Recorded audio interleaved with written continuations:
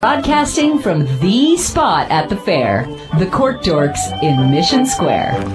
So Vina Robles has these like cool towels that you just dip them in water, and then let me see if I can take it off the headset on. You dip them in water. You got the Vina Robles logo. Then you just sweet. wrap yourself up like a burrito. The only bad part is that it looks like, I promise you, if you're watching the camera, I'm not sweating a ring around my neck. Oh, look at you. I know, it looks like I'm sweating. I'm not. Look at you. I have fantastic... you look like one of those builders guys that's doing the home renovations in Alabama. Right. So I promise. So then I was in the bathroom and I saw the big ring around my shirt line. I was like, it's going to look like I'm sweating when I'm not. So then now I got to keep the thing on. So at least there's like a, oh, look how you could do. Yeah, we could do the mask. Some robbery. Yeah. This could be a mask. This could be a face covering. Has anybody been into a bank? I mean, yeah, right, with one of these things. I've always wanted to go to a bank with one of these masks that we have to wear. We don't have to wear them anymore, but it's funny because I tried to go to, there was a new trendy little bank downtown on Higuera Street. It's right by the coffee shop there, Black Horse. I can't remember, America something or whatever, but, and I got there and they're like, oop, no, nobody's coming in. What do you need? Right. I'm like, oh man, I want to wear my mask at the bank. We got our friends from Vina Robles here. We have the winemaker, Kevin Willenborg. We have the director of hospitality, Kathleen, is in the house. We're getting into some wines. We had a beautiful Sauvignon Blanc. We got some truffle chips. Dude, these truffle chips are, these are gnarly. Can you buy these in the tasting room? Yes, we have. They're fantastic.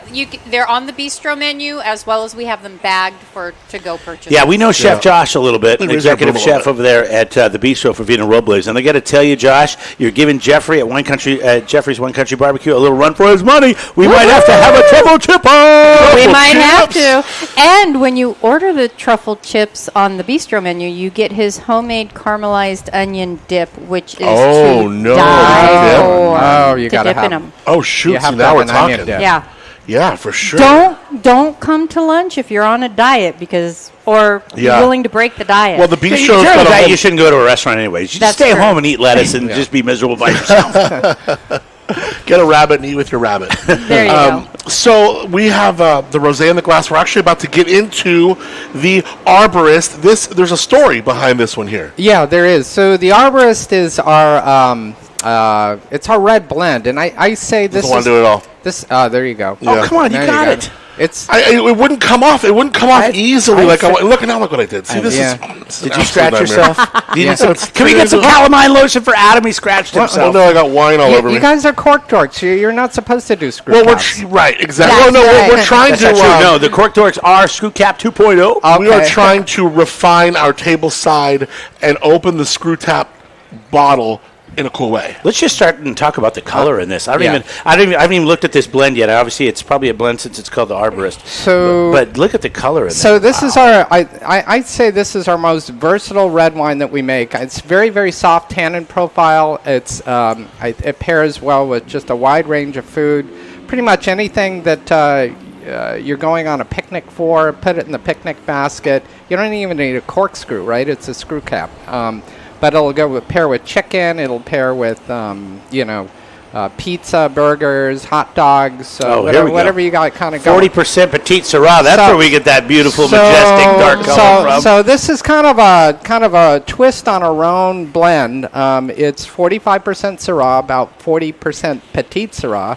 Petite Syrah is one of those varieties that I think grows incredibly well here in Paso Robles. Petite Syrah is one of these varieties that you do incredibly well with. You're one of the handful of people I know that really know how to take this and make it your own. It's here in Paso with that long growing season and where we got this the Petite Syrah growing where we're sourcing.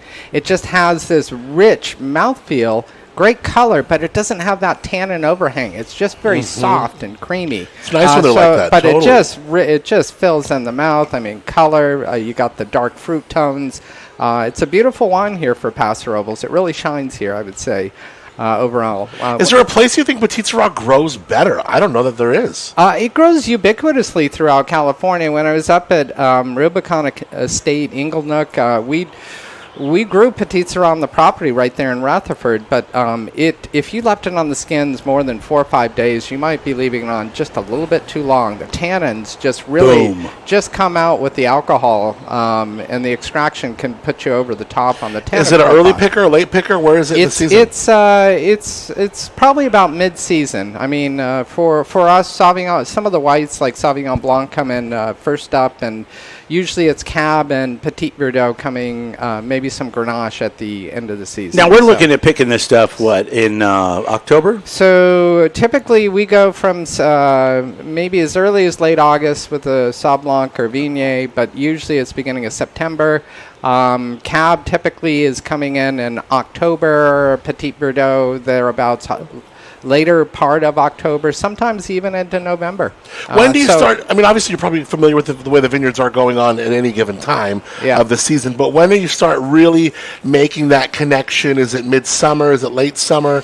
When you know you're going to be getting into things? So when we're going to be getting into things, you mean like getting into the harvest? Like harvest is around the corner kind of thing. Yeah, right now. I mean, this is the coolest fair we've had and that I can remember. And if the temperatures continue to be cool like this, is that going to push your pick back a little? Yeah. Well, no, actually, not really. It's when it gets really hot. Sometimes those record heat days when we get like a couple of years ago where it was like 20 days in a row. Once it gets above about 95 degrees or thereabouts, the vines start taking a siesta, and the stomata's close. They stop respiring. They don't accumulate sugar so much, so it actually stunts the development of the grapes. But however, the grapes are still sitting out there, and there's some reactions that are going on, and part of that, I think, is part of why some of these tannins get a little softer, like in the Petite Sirah. It just makes them... just to let them hang out there at 95 degree heat? Just to let them hang out there. So long as... I get softer at 95 degree heat, too. Yeah, so it does slow down the ripening as far as sugar accumulation because the photosynthesis... it gets stunted. The winemaker from Tally, Eric Johnson, paid a visit here with his lovely wife and new baby, and they're walking through the vineyards that we're broadcast right next to. And he's like, oh my gosh, if other winemakers saw that there was this much variation, they'd be like, what's going on in my vineyard? But I mean, you don't, I mean, this, obviously your vineyards aren't looking like this right here. I mean, you're not seeing variation yet. We're starting to see variation. A little bit? You're starting to. Yeah. And some I mean, look at some of those. If you look down some of those rows, they're like, you got straight clusters full of purple grapes. Yeah, no. What do they do?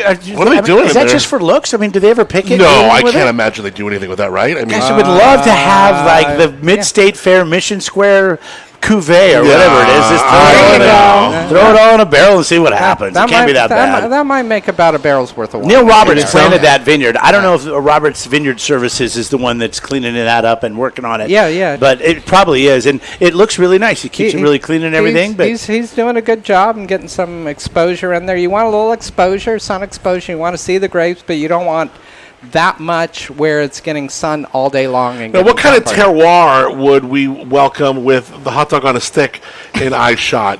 And terroir for a hot dog on a stick? Well, I'm just saying, sometimes they say like when you have other things right around your grapes, like the smell of like grilled onions. Oh, I see. Cinnamon rolls are right inside this building right here. Yeah. I mean, boy, these grapes are pretty happy. I don't know. I think it could be a very versatile wine. Right? It's really like the vineyard is probably pretty quiet most of the year. No one's really here. Yeah. And then the fair comes. It's like a 12-day vacation. Everybody's partying, having a good time. Yeah. And then we all leave, and it's like, oh, man, we just need to chill out a little bit. And then they pick them, and I'd like to see somebody do something with that. I bet you it's going to end up with some funnel cake sort of flavor. There you go. I like that, Kevin. Kevin Willenborg is the winemaker at Vina Robles. Vina Robles on the 46 East in Paso Robles, of course. We're drinking the Arborist. Arborist. This beautiful Rhone blend. We're going to come back. We're going to get into more wines. Stick around. We're live here in